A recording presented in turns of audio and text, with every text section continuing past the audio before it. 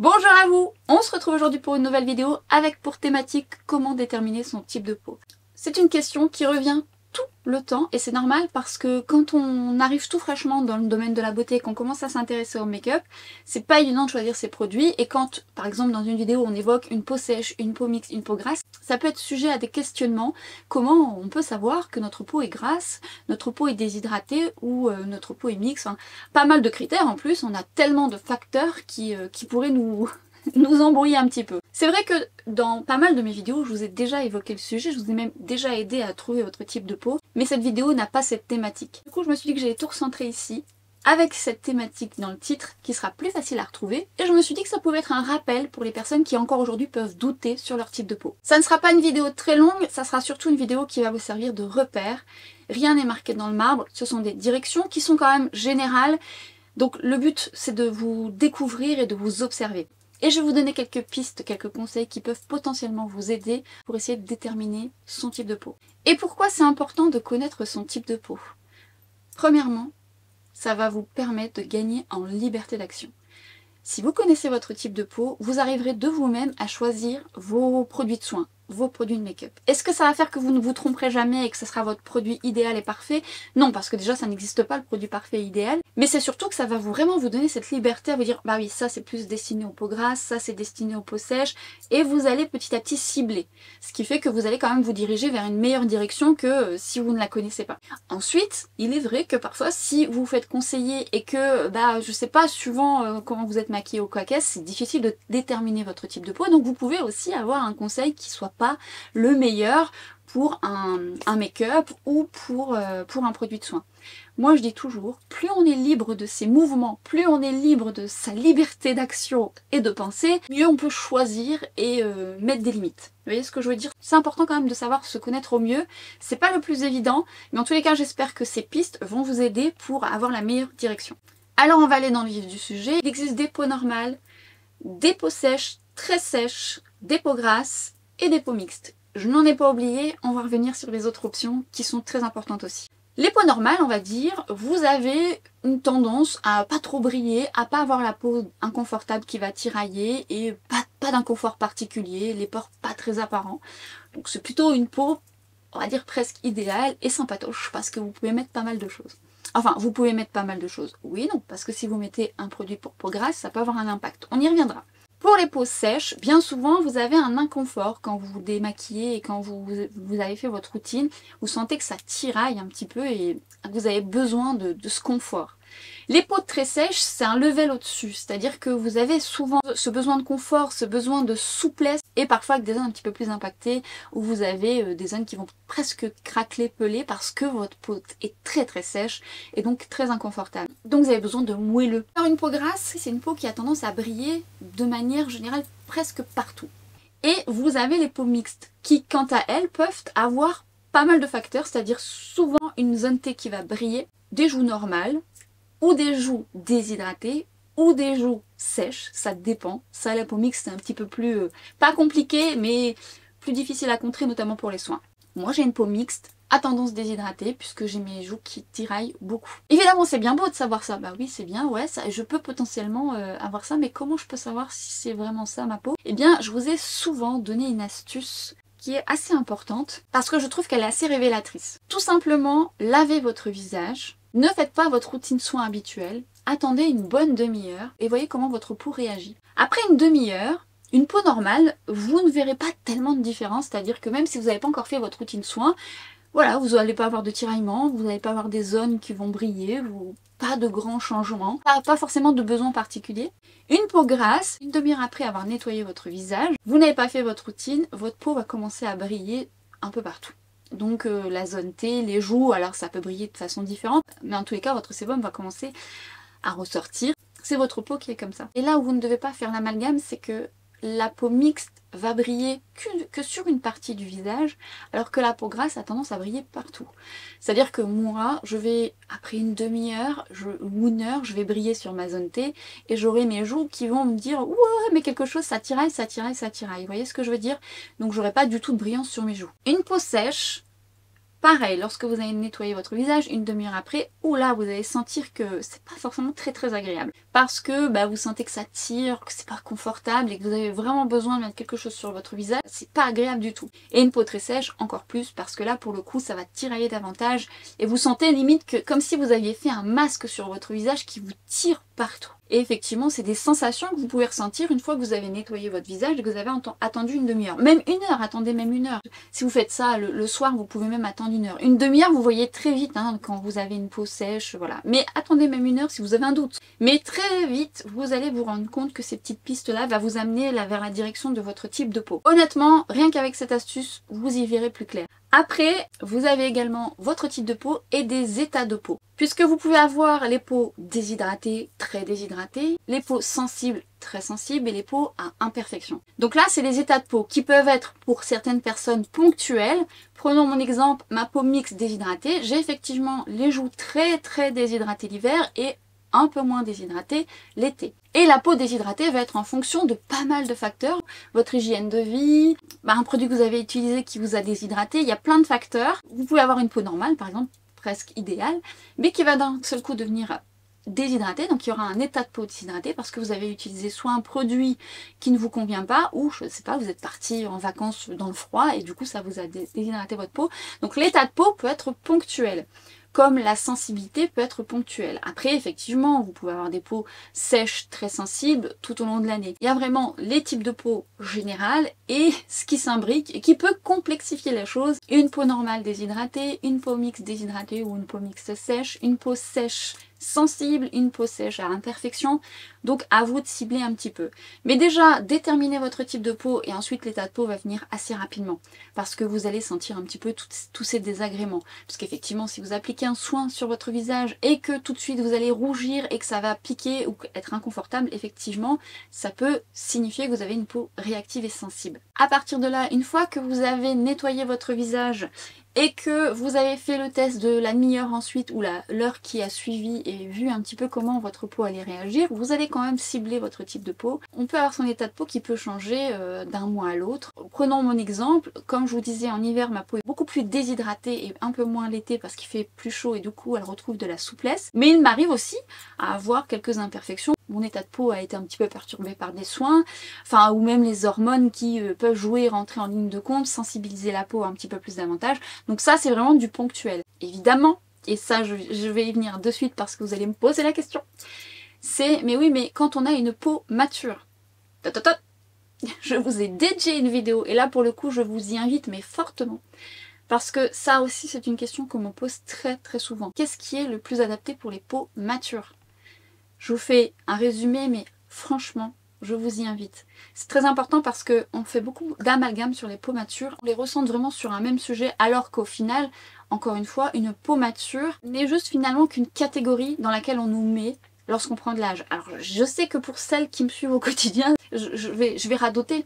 Mais il y a des personnes qui arrivent pour la première fois et vous ne le savez peut-être pas. Quand on nous qualifie de peau mature, c'est qu'on a atteint un certain âge. Et il est vrai que lorsqu'on commence à prendre de l'âge, parfois la peau peut changer. On peut avoir un type de peau normale jusqu'à ses 40 ans et commencer à avoir une peau déshydratée, une peau sèche. C'est vrai. Mais c'est pas valable pour tout le monde. Du coup, grandement je vous y invite. Parce que clairement je vous donne pas mal de détails et de conseils et des astuces. Cette vidéo vous concerne aussi dans les types de peau, mais c'est parce que je cible davantage quelques préjugés ou quelques raccourcis justement pour les peaux matures, donc j'ai quand même beaucoup plus développé dans cette vidéo, mais rassurez-vous, celle-ci vous concerne tout autant. Il existe énormément de produits sur le marché, et là clairement on peut se faire une routine même à petit prix. Plus luxueuse. Dès lors que vous allez commencer à connaître votre type de peau, et bien vous allez pouvoir vous dire bah oui tiens ça c'est pour type de peau grasse, c'est pour type de peau sèche, ça sera plus simple pour vous et dans le make-up aussi. Ça facilitera.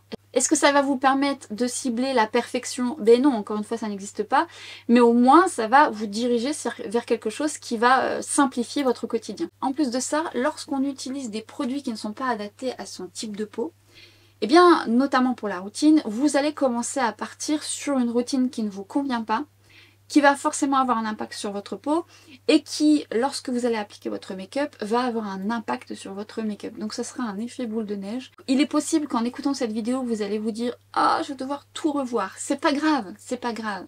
L'essentiel, c'est que vous puissiez mieux cibler ensuite et gagner cette liberté d'action. Je vais tout de même, entre guillemets, vous mettre en garde sur certaines choses. Oui, ça va énormément vous aider de connaître votre type de peau, notamment quand vous allez sentir les sensations. C'est quelque chose qu'on ne nous apprend pas non plus. Reconnaître la sensibilité, reconnaître si un produit nous convient pas. Très souvent, si vous utilisez un produit qui vous pique, qui vous fait rougir, c'est qu'il ne vous convient pas. Alors oui, ça peut être des actifs qui vont vous faire rougir, mais si ça vous pique, c'est inconfortable et que vous faites votre routine et que ça continue, c'est pas bon signe. Je vous donne toujours l'exemple du nettoyant. Le nettoyant est toujours négligé. Parce qu'en fait, souvent, on va prendre un nettoyant en pensant que ça peut convenir à tout le monde. Pas du tout. Si vous prenez un nettoyant très agressif pour une peau qui a besoin de confort et de côté émollient, eh bien vous allez complètement impacter votre barrière cutanée et forcément votre peau va avoir une réaction de défense. Cette réaction de défense va se présenter soit par une sensibilité, par des rougeurs, par des imperfections qui vont apparaître, ou justement lorsque vous allez mettre votre make-up, elle va tout rejeter parce que voilà, elle a un inconfort et qu'elle vous parle. Et ça, c'est des choses qu'on n'a pas tendance à écouter ou à observer. Donc je vous invite déjà à observer comment se comportent vos produits. Le nettoyant, c'est le premier produit sur lequel vous devez miser. Alors plein d'autres choses après, mais parce que ce nettoyant doit être non seulement adapté à votre type de peau, mais il doit rester quand même un minimum doux. Lorsqu'on a une peau grasse, on a à tort et souvent tendance à décaper sa peau. Parce qu'effectivement, dès lors qu'on voit de l'excès de sébum, qu'on voit le gras réapparaître sur son visage, on veut le contrôler constamment. Donc on va prendre nettoyant décapant, crème décapante, enfin crème à imperfection, crème pour peau grasse. Sauf que, oui, il y a parfois des choix de produits qui sont trop dans l'extrême. Parce que votre peau grasse peut avoir, à contrario, un état de peau déshydraté. Une peau grasse déshydratée, ça existe. Oui, elle peut briller, mais elle peut manquer d'eau. Si vous lui enlevez ce côté dont elle a besoin, eh bien forcément votre make-up va avoir un impact. C'est un effet boule de neige. Ça peut paraître complexe, un petit peu fastidieux, mais c'est un peu le prix à payer si on veut avoir cette tranquillité. Ça demande du temps et de l'énergie. Est-ce que pour autant, moi, en connaissant mon type de peau ou en connaissant les types de peau des personnes que je peux maquiller, je peux avoir l'exactitude? Pas du tout. J'ai choisi des produits qui sont adaptés à mon type de peau et parfois certains ne me conviennent pas. Ça, c'est le côté extrêmement complexe de la peau. On peut avoir un type de peau similaire, vous et moi, et ne pas aimer les mêmes produits. Puisqu'une peau grasse peut aimer une certaine routine, et si vous vous donnez cette même routine à une autre peau grasse, elle peut parfois avoir un impact différent, voir sa peau regresser parce que c'est trop agressif, parce que justement c'est une peau grasse qui aura besoin d'un côté plus hydratant qu'une autre peau grasse. Une peau sèche ou très sèche, vous allez lui donner une crème très émolliente et très souple, qu'elle va adorer. Si vous donnez quelque chose de très riche à une peau très sèche et que vous donnez la même chose à une peau sèche, classiquement sèche si on peut dire, peut-être que ce sera trop riche et il y aura un impact. Enfin, il y a plein de facteurs. Pour autant, c'est quand même important de le connaître, son type de peau. Parce qu'encore une fois, lorsque vous allez vous diriger soit dans un magasin de make-up ou soit en pharmacie, eh bien déjà là, ça va tout de suite être plus facile et moins long à cibler. Ça aussi, c'est un gain de temps. Et puis, mine de rien, quand on connaît son type de peau et qu'on va demander conseil et qu'on nous ramène quelque chose qui n'a rien à voir avec notre type de peau, hop, on va se dire tout de suite, oui mais bon, on va commencer à être son propre chef et se dire, ouais mais non. Oui, voilà, peut-être que je me suis mal exprimée, la personne n'a pas compris ce dont j'avais besoin. Je sais que si je prends ce produit, potentiellement, ça peut ne pas me convenir. Vous allez pouvoir être votre propre guide. Ça aussi, c'est super important. Quand on ne le connaît pas ou quand on ne s'y connaît pas de manière générale, et c'est normal, on n'a pas tous été dans ce domaine-là, parfois on a envie quand même d'en connaître davantage, mais on peut pas tout savoir, et bien ça va être un outil indispensable. En termes de texture et de produits, vers quelle texture vous pouvez vous diriger. Alors les besoins en fonction des types de peau, pour une peau grasse par exemple, c'est des textures assez légères, des textures fluides, des textures un peu gel, qui vont vous apporter le nécessaire, le juste milieu pour contrôler votre excès de sébum. Attention toutefois aux textures gel qui ont ce côté un petit peu poudré matifiante. Oui, ça peut vous convenir, mais si vous avez une peau grasse déshydratée, attention, ça peut faire l'effet inverse. Donc ça dépendra, seuls vos tests vous le garantiront, mais c'est vrai que ce sont des textures qui seront un petit peu plus adaptées pour vous. Les peaux sèches, Et les peaux très sèches, souvent vous avez besoin de lipides, vous avez besoin de, entre guillemets, de gras, de côté émollient, de souplesse, d'une crème cocooning. Mais attention, la crème cocooning peut être trop riche pour une peau sèche, parce que vous avez des crèmes qui vont être émollientes et d'autres qui vont être très émollientes.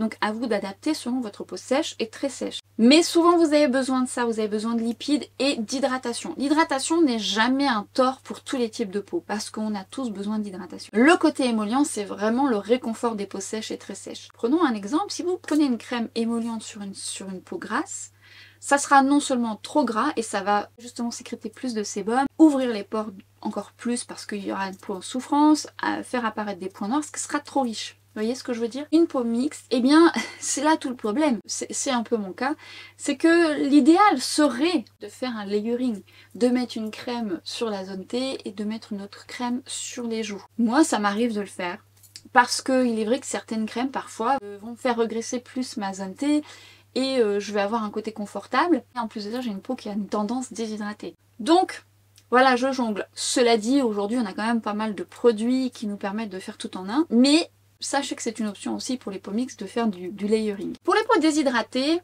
à tendance déshydratée, attention, et je vous donne mon exemple, c'est que souvent, nous, on a besoin d'eau. C'est l'eau qui va permettre de repulper notre peau. On a l'impression d'avoir besoin de confort parce que ça tire, mais en vrai, on n'a pas besoin de richesse et de côté émollient. Moi, je sais que dès lors que j'applique une crème qui va me sembler hydratante et qui va avoir ce côté émollient, ma peau va me le montrer. Je vais avoir des comédons qui vont apparaître, des boutons, vous voyez, un petit peu durs. Ça, c'est signe que ma crème est trop riche. Ce sont aussi des astuces qui vous permettent de choisir vos soins. Lorsqu'on a une peau grasse mais sensible, eh bien, effectivement, il faut se diriger vers des produits pour peau grasse, avec une tendance sensible. Encore une fois, seuls vos tests vous le garantiront. D'ailleurs, je vous invite, si ça vous intéresse, à nous donner peut-être vos petits chouchous en fonction de votre type de peau et de bien, si vous le souhaitez, de bien déterminer votre type de peau, d'expliquer un petit peu, que ce soit précis, parce que ça peut aider certains ou certaines d'entre vous. Donc n'hésitez pas à noter vos petits trucs, vos petites astuces, ça sera toujours top à lire et je serai ravie de vous lire. Je voulais quand même revenir sur quelque chose d'important. Évidemment, il y a plein de produits qu'on peut conseiller, mais soyez curieux. Soyez vraiment curieux sur ce quoi vous vous intéressez.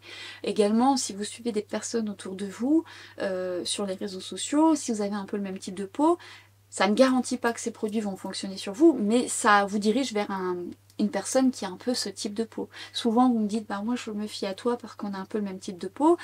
Voilà, ça ne garantit pas que ça va vous convenir, mais c'est une piste. Donc prenez aussi de la distance avec ça. Parfois on croit que en prenant la routine exacte d'une personne qui peut avoir potentiellement le même type de peau va être exactement la même chose. Non, parce que la peau est beaucoup plus complexe que ça. Donc est-ce que ça doit vous freiner à vous intéresser sur le sujet? Non, pas du tout, parce que vous allez voir que peut-être là ça vous paraît brouillon, que vous vous dites ouais mais je m'en sortirai pas. Non, gardez à l'esprit déjà de le déterminer. Regardez autour de vous. Regardez ce que vous avez déjà à la maison. Il est sûr que si vous avez une peau grasse et que finalement vous avez une crème qui a un côté très émollient, vous savez déjà que là, ça peut être potentiellement ça qui fait que vous avez la peau qui regresse davantage.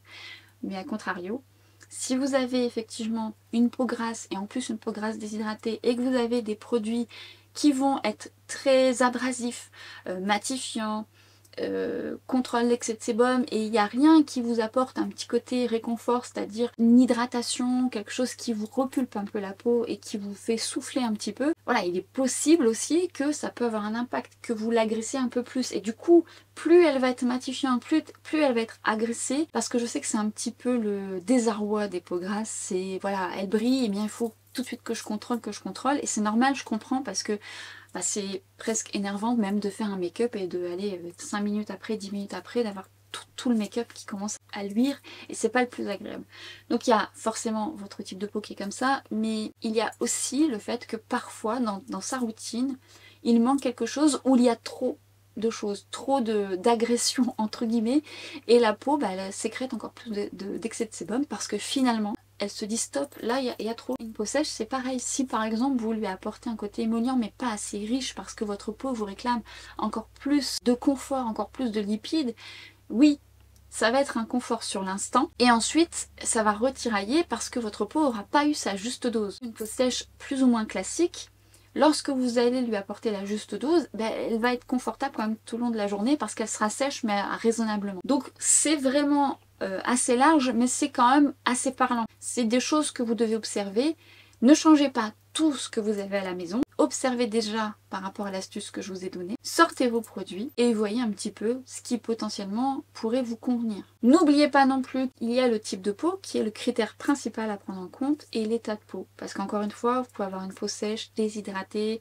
Oui, vous avez besoin de côté émollient, mais vous avez besoin d'hydratation. Moi, je dis toujours que l'hydratation, c'est toujours un plus, quel que soit le type de peau. Parce que l'hydratation, ça regorge un petit peu, voilà, ça repulpe la peau.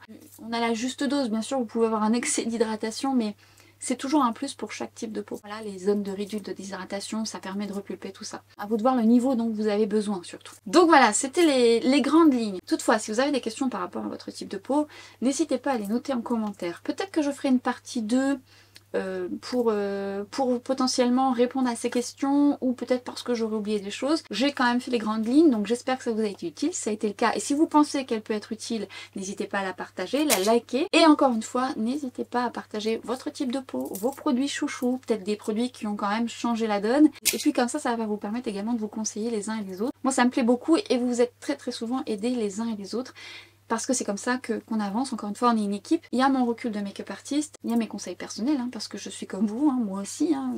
J'ai beau connaître mon type de peau, bah, il y a des produits, je tâtonne, je teste, ça me va pas. Donc je suis là aussi pour vous en parler. Plus on va en parler ensemble, et mieux ce sera, et plus ça vous donnera d'autres façons de voir les choses, des produits peut-être que potentiellement dont on ne parle pas assez. Donc ça sera toujours très utile. Et sur ce, je m'arrête ici. On se dit à très vite sur Instagram et sur TikTok. Et à très bientôt pour une prochaine vidéo. Ciao!